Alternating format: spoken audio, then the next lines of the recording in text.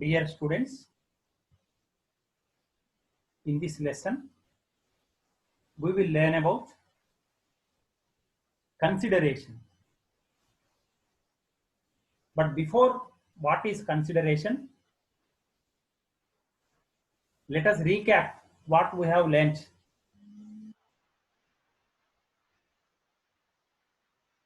You all know that there are various essentialities exist for a valid contract. According to section 10,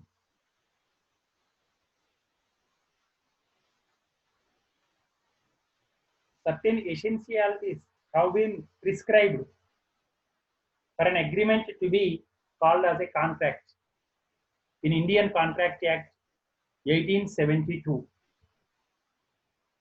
We will recollect those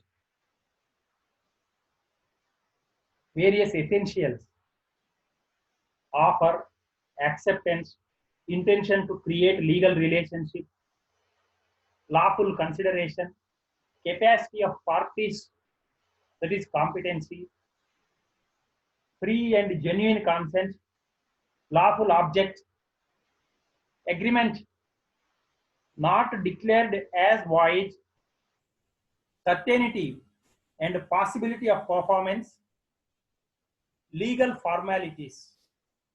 These are the essential features of a contract as per section 10 of Indian Contract Act 1872. In these essentialities, you have noticed that there is the term called consideration. What do you mean by consideration? That we will discuss today. Consideration is one of the essential elements of a valid contract. In general, an agreement without consideration is void. Consideration may be defined as something in return.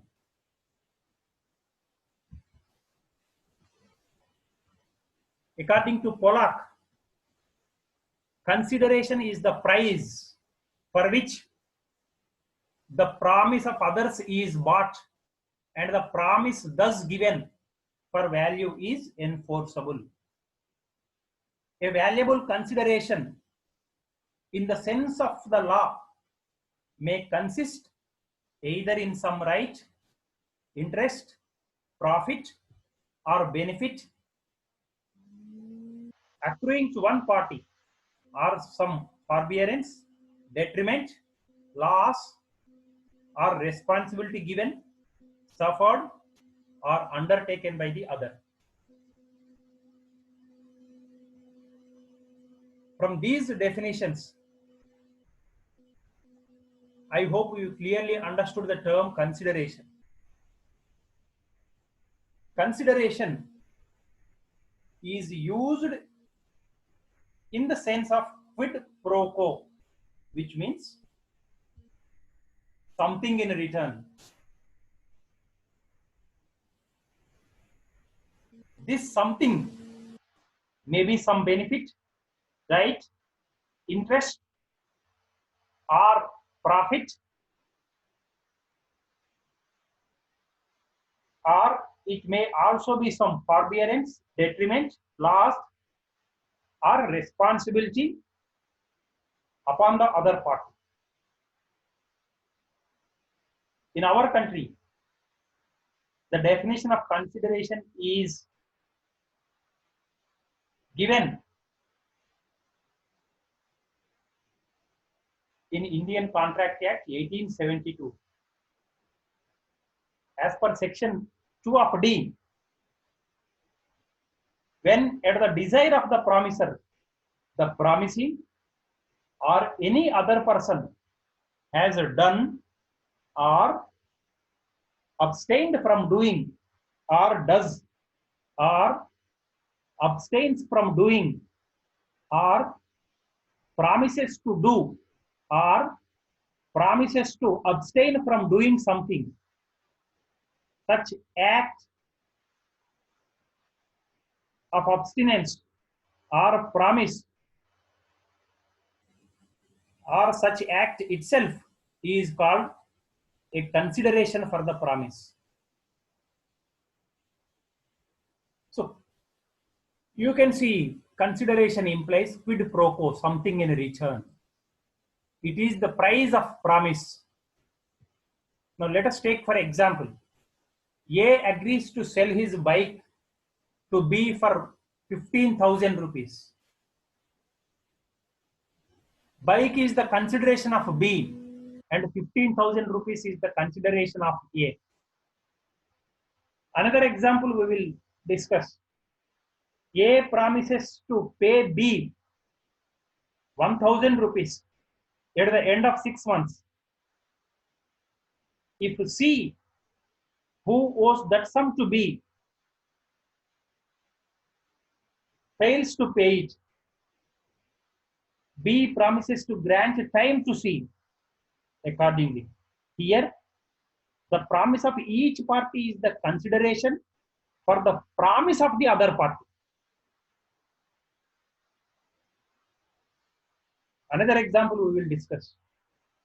A promises to maintain B's child and B promises to pay 10,000 rupees yearly for the purpose. Here, the promise of each party is the consideration for the promise of the other party. So consideration in simple terms implies quid pro quo, something in return, and it is the price of promise given.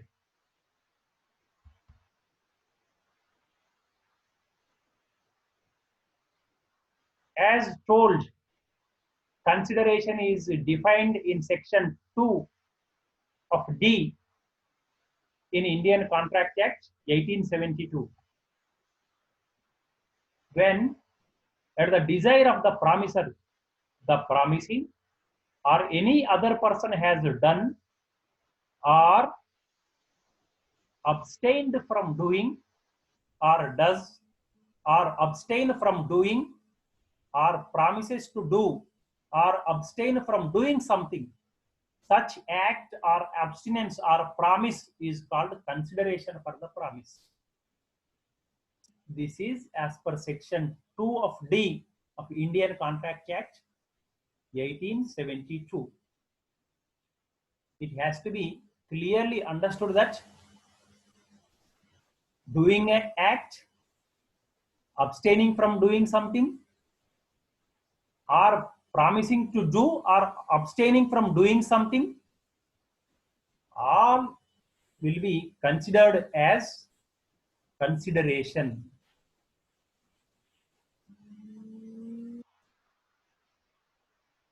Consideration may be an act, means doing something. An abstinence, promising not to do something. A promise, the promise of each party is the consideration for each other. Please clearly understand the importance of consideration. A promise without consideration is purely gratuitous, and however sacred and binding in honor it may be, cannot create a legal obligation. An analysis of any contract will show that it consists of two clearly separable parts: the promise and the consideration for the promise. A person who makes a promise to do or abstain from doing something usually does so as a return or equivalent of some loss, damage, or inconvenience that may have been occasioned to the other party in respect of the promise. The benefit so received and the loss, damage, or inconvenience so caused is regarded in law as the consideration for the promise. Thus, generally speaking, a contract cannot be thought of without consideration. No consideration, no contract.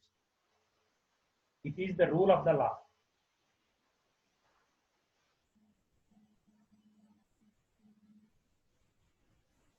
Now we will discuss essential features of a valid consideration. Consideration must move at the desire of the promiser.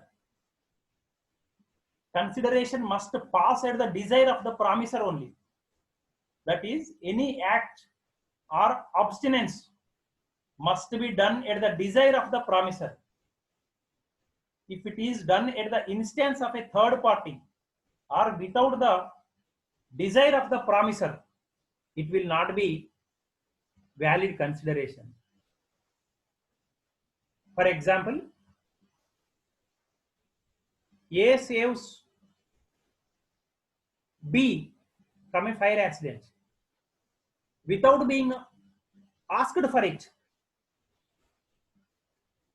Then A cannot demand money from B because it is a voluntary service rendered by A. Similarly, you can see this. X's house catches fire and Y helps in extinguishing it without being requested to do so by X. Y cannot demand any payment for his voluntary service.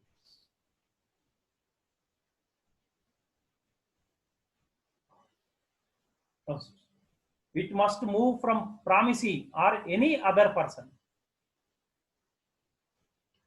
Consideration must move from the promisee or any other person,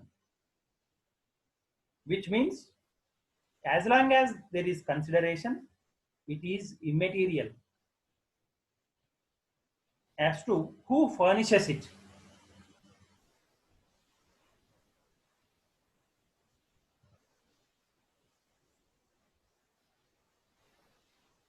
Consideration may be past, present, or future. The consideration may have been received in the past or present or to be received in the future. The definition of consideration as given in section 2 of D of Indian Contract Act states that it may be an act or abstinence in the past, present, or future.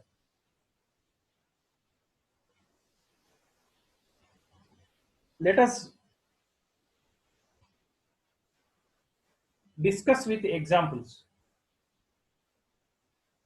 A renders some service to B at B's desire. After a month, B promises to compensate A for the services rendered by him. It is a past consideration. And if B does not pay, A can recover the promised amount. Another example we will consider for present consideration. A receives 500 rupees in return for which he promises to deliver some goods to B. The amount received is the present consideration for the promise made by A. Now future. X promises to deliver 100 quintals of rice to Y after a month, and Y promises to make the payment a month after the delivery of rice. This is future consideration. Consideration need not be adequate. It need not be adequate. Consideration, as defined earlier, means something in return, that is quid pro quo. This something in return need not be adequate, which means something received need not be equal in value to something given. It is sufficient if consideration is present. Courts are not concerned whether the consideration received is sufficient or not. For example, selling a car for just 5,000 rupees is deemed to be a consideration, even though the value of car may be 5 lakh rupees.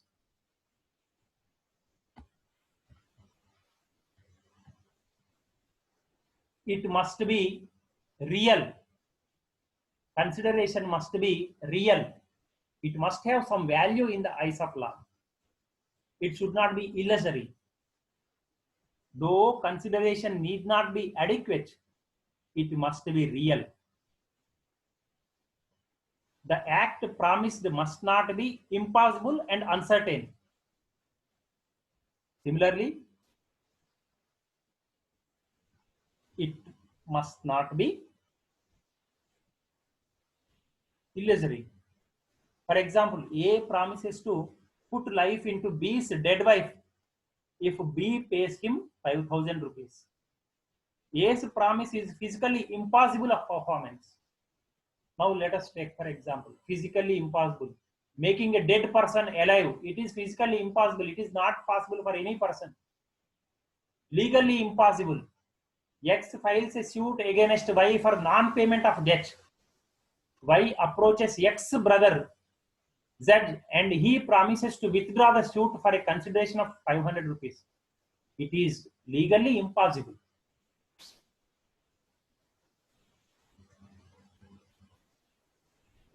Uncertain consideration. X agrees to pay an adequate amount for a certain work. Adequate and certain.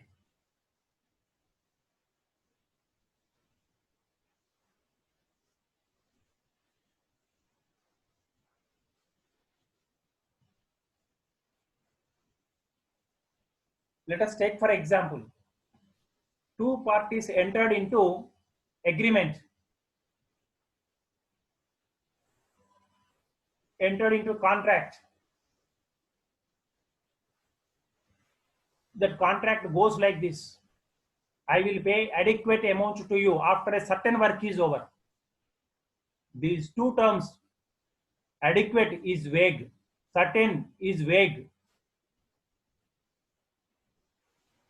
So it cannot be proved in the court of law. Then illusory consideration. It must be lawful. It must not be illegal. Let us take for smuggling or murder. They are not going to be considered as valid, as legal. And similarly, consideration must be something which the promisor is not already bound to do.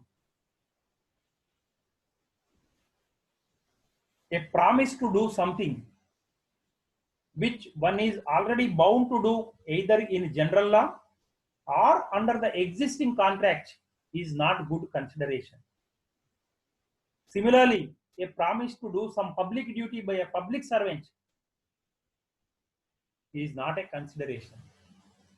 Where a person who by his official status or by operation of law is under a public duty to act, the discharging of the duty cannot be regarded as consideration.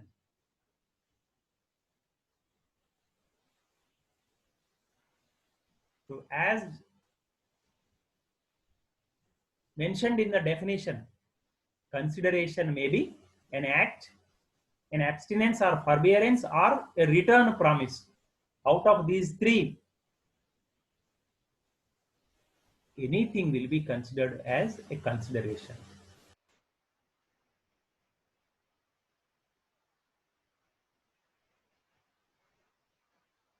Now we will discuss one important topic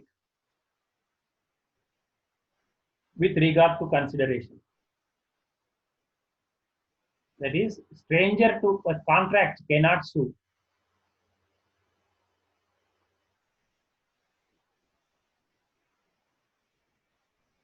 This is known as the doctrine of privity of contract.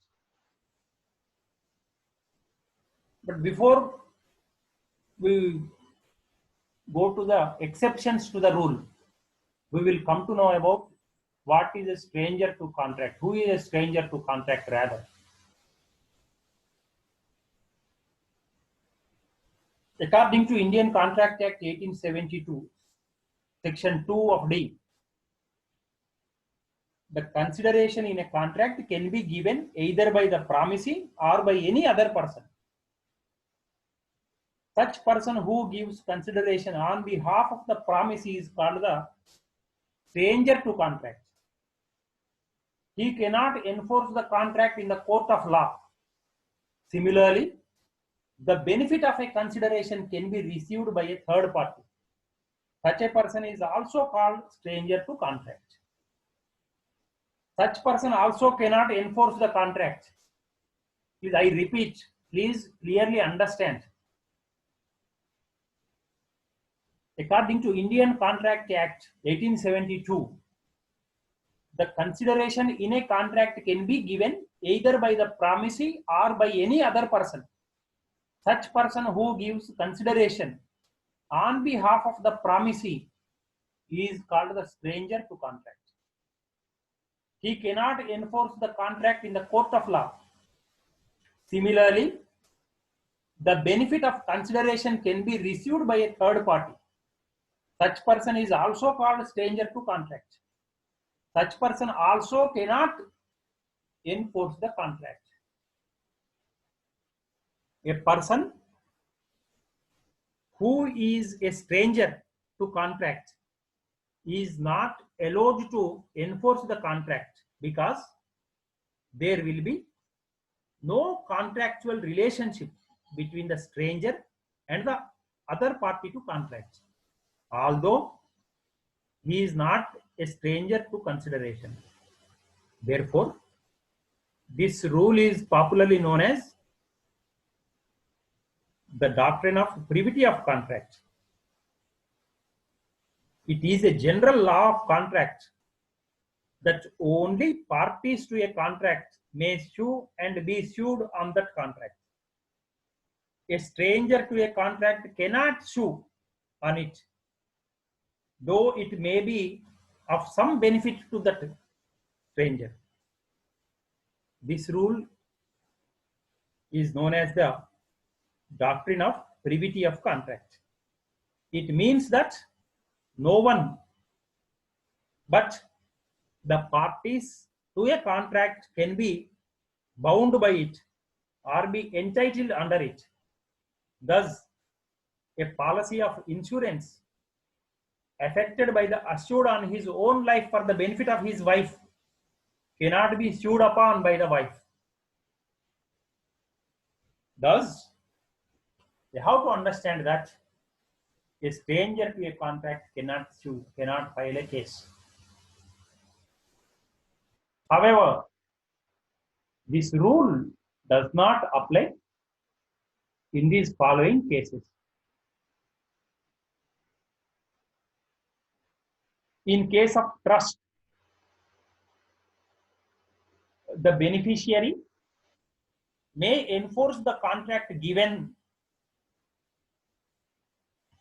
even though he is a stranger to the contract creating the trust.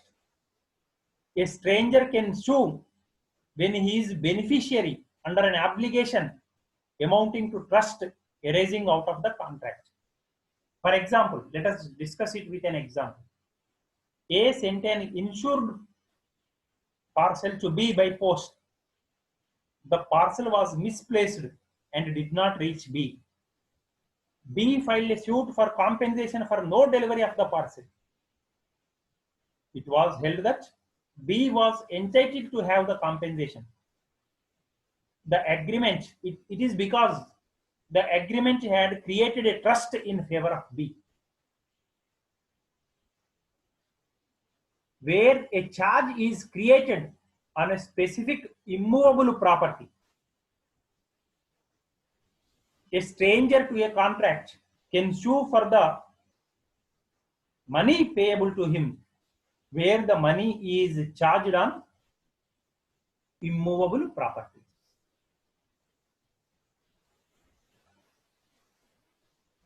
Family arrangements.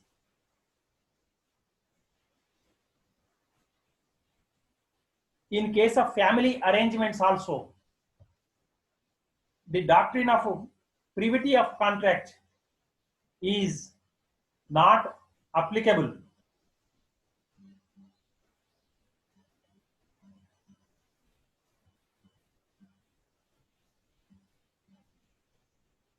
We will consider this with an example. In Suppu Ammal versus Subramaniam case, there was a contract, there was an arrangement, family arrangement between brothers two brothers agreed to take care of their mother, but afterwards they did not take care of their mother, and mother has the right to file a case, because as per the family arrangement, as per the agreement between the brothers, they have to look after the mother. So in that case, this doctrine of privity of contract is not applicable. Now in case of agency also, third party can sue principal if contract is according to authority. Means if the agent is authorized by the principal, the third party can file a case, because the third party happens to be beneficiary in the contract.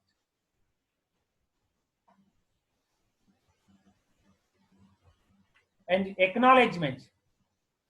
A receives money from P to be paid over to P. Let us consider this with this example. A receives money from P to be paid over to P. A admits of his receipt to P.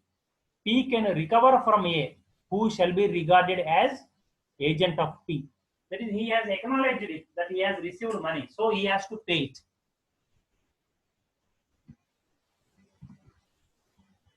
Exceptions to doctrine of privity of contract.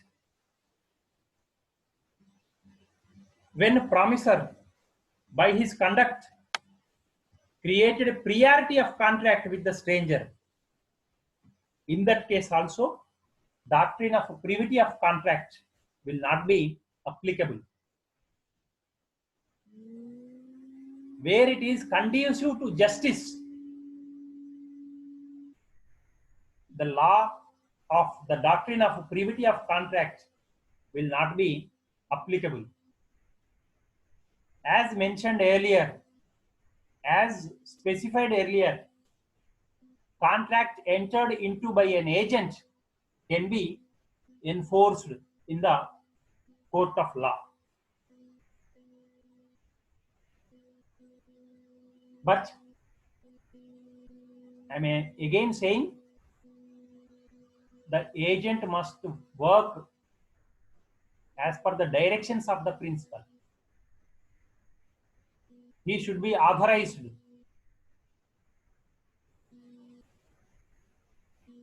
A stranger to consideration can sue, provided he is a party to contract. That is doctrine of privity of contract. Let us consider this case, that is Shinaya versus Ramaya. X pays 50,000 rupees to Y, directing him to build a house for Z. Y agrees to do so. Hence, Z is a party to a contract, but stranger to consideration. But even then, he can enforce the contract. Actually, the contract is between X and Y. X has agreed to pay 50,000 rupees to Y, and Y has agreed to construct a house for Z. Actually, the contract is between X and Y. Z is stranger to this contract. Even then, if the contract is executed between X and Y, he will benefit. He is a beneficiary to this contract. So even though he is a stranger in this case, his interest is involved here, he can file a case, he can sue. That is clearly specified in the case between Shinaya and Ramaya.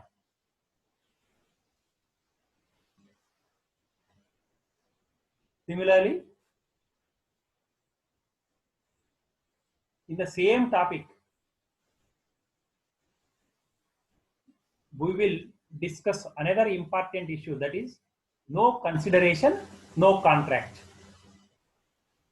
Just like in the earlier cases, we have discussed doctrine of privity of contract. A stranger cannot sue, but even then some exceptions are there. Similarly, as per section 25 of 2, no consideration, no contract is clearly declared in Indian Contract Act. But in certain cases, even though there is no consideration, there is a contract. Legally, if no consideration is there, no contract exists. But there are certain exceptions to this rule. Those exceptions we will discuss one after the other. First one, natural love and affection. That is specified in section 25 of 1.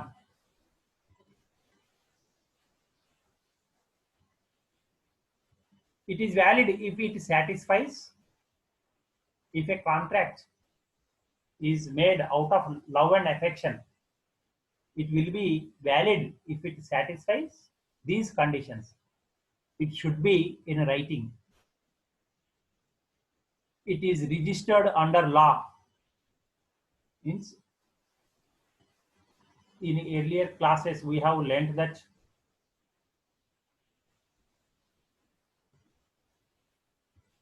a valid contract has certain essential elements, legal formalities.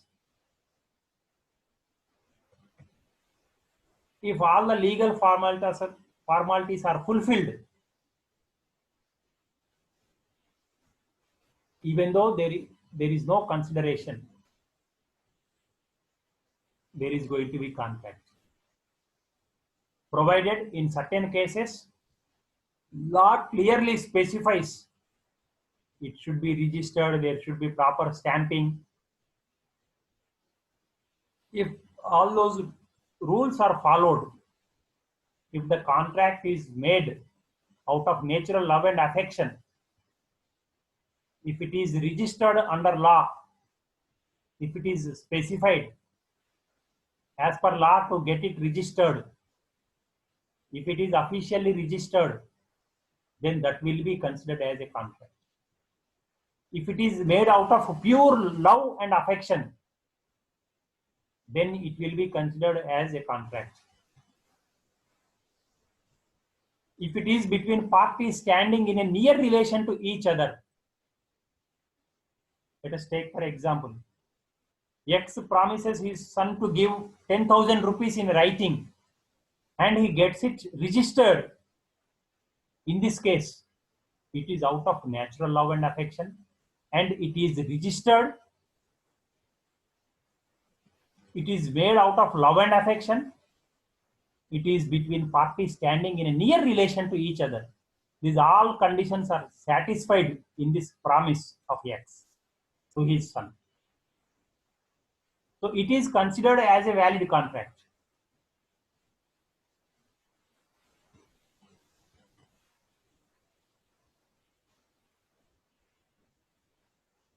Compensation for voluntary services. Let us consider an example for this. Compensation for voluntary services. Suppose B has lost his purse and that purse was recovered by A. A got that purse in other words, in simple words. And A returned to B.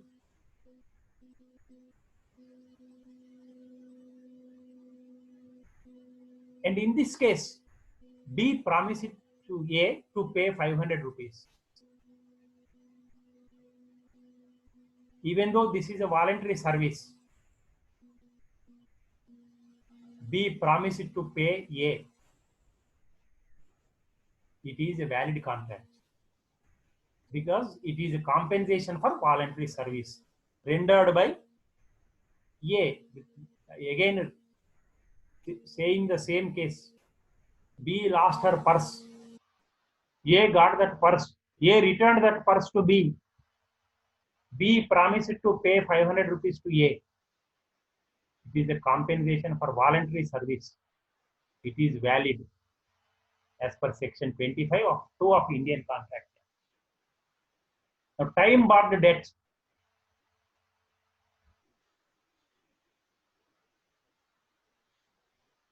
In India, there is a time bar on debt.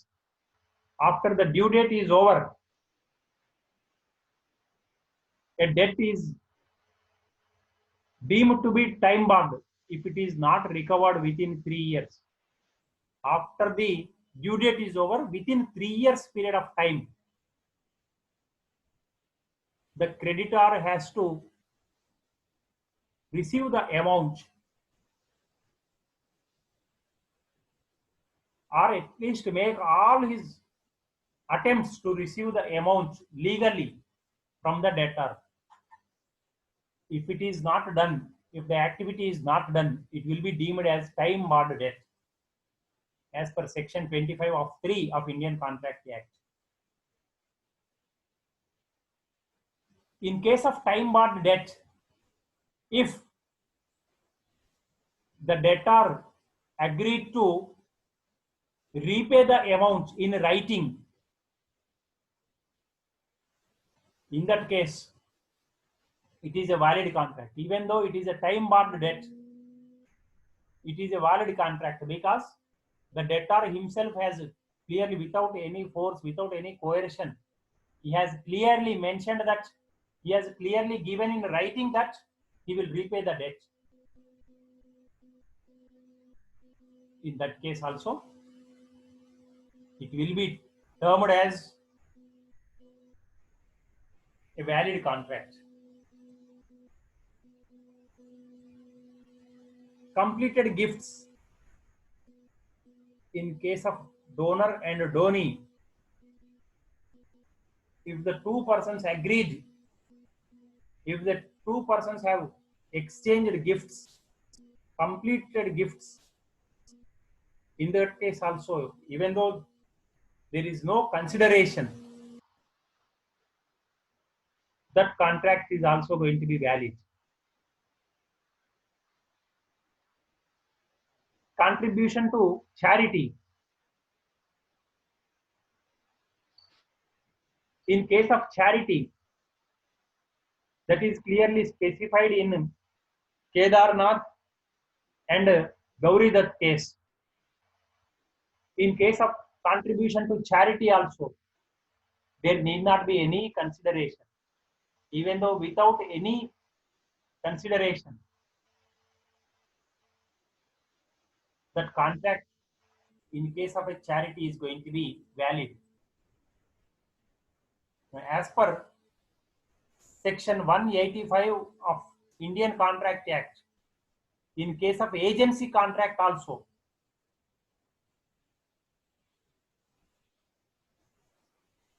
there is no need of any consideration for establishment of a contract. In case of establishment of agency contract, consideration is not at all required.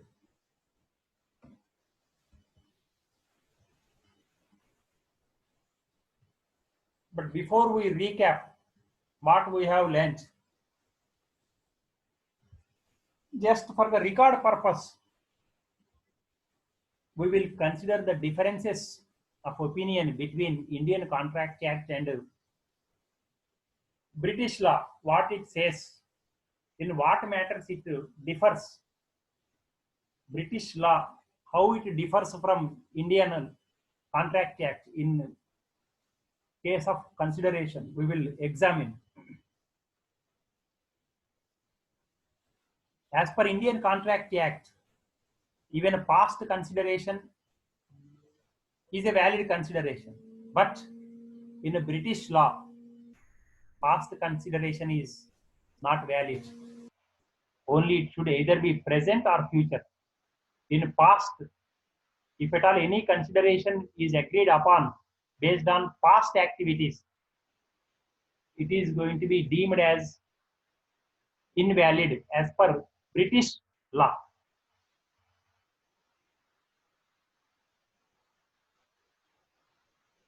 Just now we have learnt that out of natural love and affection, if at all contract is made, even though in natural love and affection there will not be any consideration. As per Indian Contract Act, that is a legal contract. Indian Contract Act agrees any contracts made out of natural love and affection between parties concerned, but British law does not agree to it. And again, another important thing that has to be remembered is, as per Indian Contract Act, consideration may come from promisee or any other person on behalf of promisee. But as per British law, consideration should come from only promisee, not from any other person.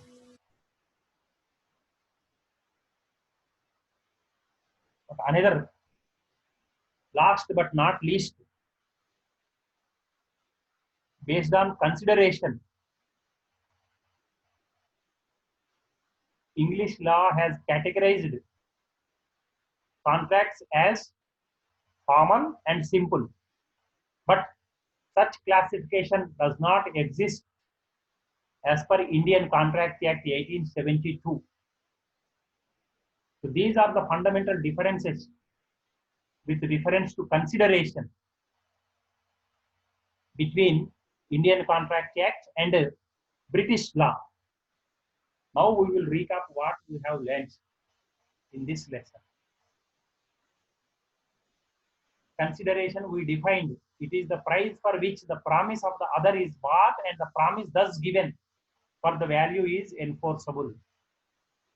It must move at the desire of the party to contract. It may be past, present, consideration may be past, present or future.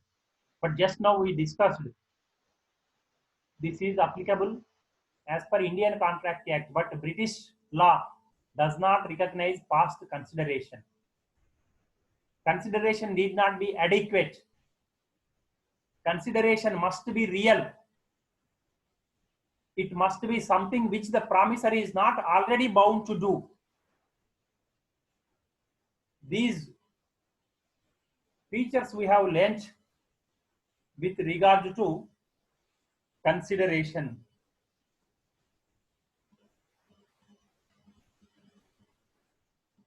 Similarly, we have learnt no consideration, no contract. But there are certain exceptions as specified in section 25 of Indian Contract Act.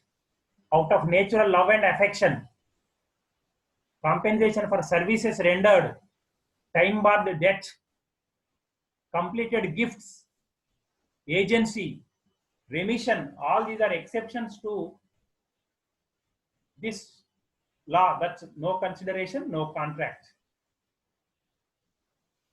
Similarly, we have learnt doctrine of stranger to a contract cannot sue, but there are also certain exceptions to that law, that doctrine.